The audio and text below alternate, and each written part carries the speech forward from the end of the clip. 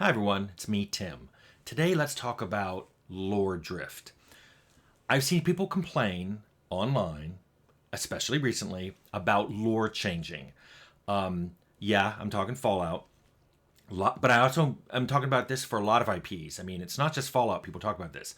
It's Star Trek, Dune. For me, it was the Conan stuff when Conan went from being a book to a movie. And I want to talk about all this. But let me tell you what I mean by lore drift. I just call lore drift. I don't know where I got the word. I've been using it for years. I just refer to any change in established lore, whether it was intentional or not, from a base to a sequel, whether it's a base game to a sequel or a book to a sequel book, or when media boundaries are changed, like when like a game is made into a TV show or a book is made into a movie. There's lore that sometimes has to change because it doesn't work in different media that way. And then there's sometimes they messed up and lore got changed. And sometimes I think they go, I think I know better than the person who made this lore. I'm going to change it.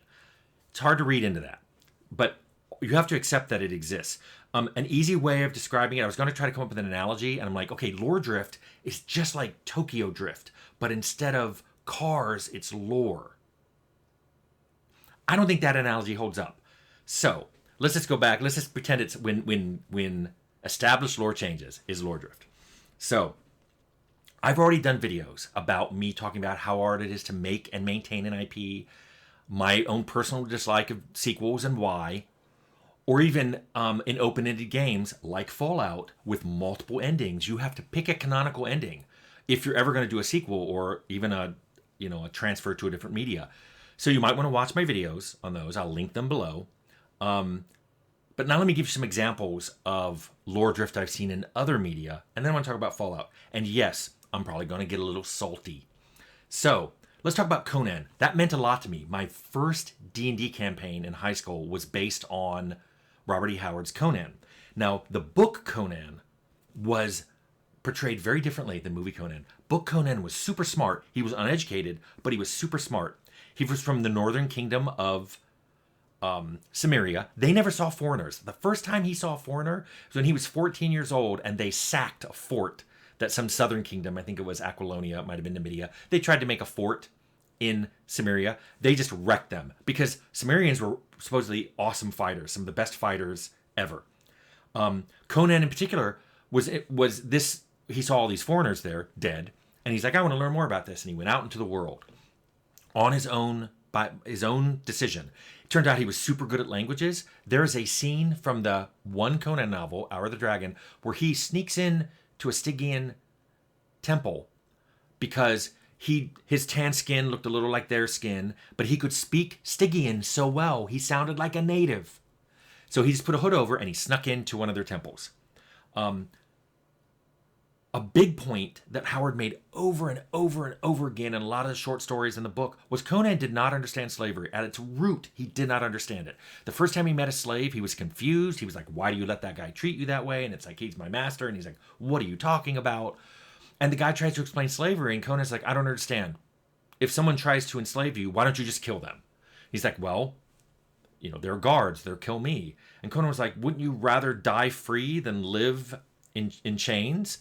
He literally doesn't understand the mindset. Now, let's contrast this to movie Conan. I'm talking about the first one.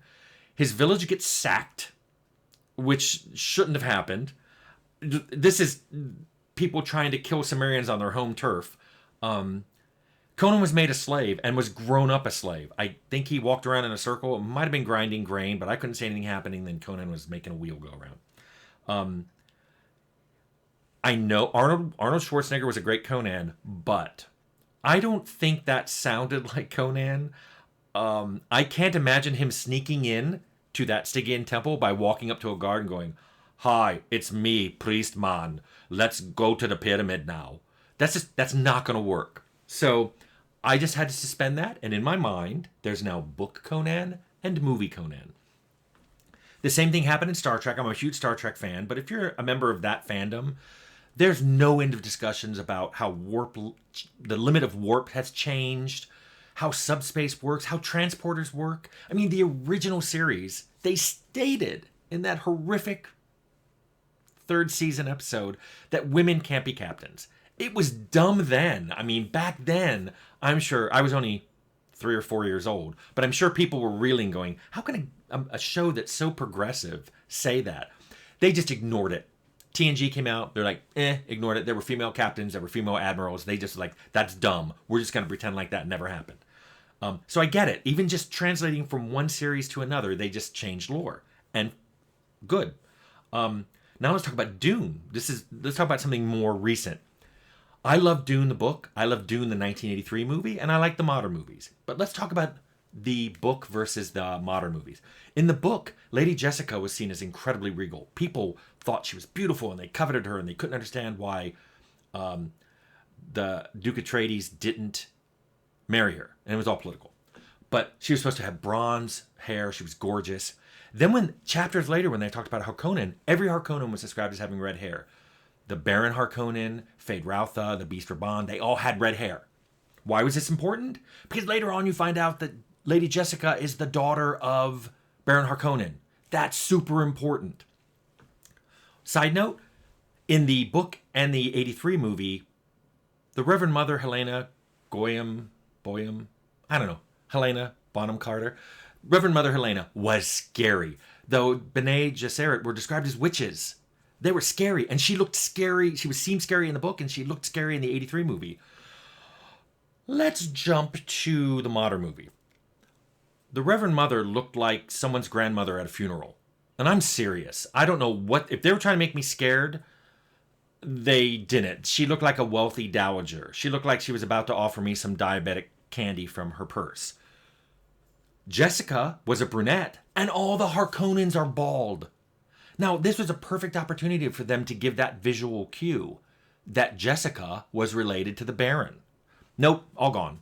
I could go into a whole bunch of other stuff, but the movie diverges from not just the 83 movie, but from the book in wild, wild ways. A lot of people don't care. I get it. These are things to me that, though, my critiques, I've just critiqued 3 different IPs, Conan, Star Trek, and Dune. My critiques, though, are, I consider to be constructive because they're actionable. I've described them in a way that you could change what you did, and I think it would have made it better. Notice I never did a personal attack. Notice I never said, God, that showrunner, that director, they were idiots. No. And it's certainly not the actor's fault. And I think the actors in all those movies were good, and TV shows. But I didn't have to do a personal attack. And so when I see people online do that, if it's a comment, I stop reading. If it's someone's video, I just click it off. Because guess what? Once they do that, it's obviously they're very immature. So to me, their arguments now don't mean anything. It's just somebody whining online. I think they need a nap. So I'll give you an example. I was in a supermarket a few years ago. It's after my beard started turning white. And a toddler looked at me and went, Santa. I didn't get mad at the toddler. I didn't go, how dare you? I thought it was cute. I didn't think of anything of it. But I certainly wouldn't get movie or game advice from that toddler. It's the same thing online. When people start making attacks like that, I'm like, oh, there's someone whose opinion doesn't matter. So let's talk about Fallout. And I'm talking about someone who made the first one and part of the second. Let's talk about just ghouls. Let's narrow this down. Ghouls in Fallout 1, there was some lore that was established. They were caused by radiation. How do I know this? The ghouls that were in Vault 12, the vault under Necropolis, were never exposed to FEV. The super mutants didn't even know they were there. But they turned into ghouls. So therefore, radiation could cause ghouls. Now, we also see regular ghouls, feral ghouls, and glowing ghouls. Great. All that was established. It was also established they need water. How do I know that? If you take the water chip and don't repair their pump, they all die. They don't regenerate health magically. They mentioned, by the way, I'm just going to say it inside, they mentioned seeing working trucks that weren't pulled by Brahmin, working trucks. Things we didn't explain.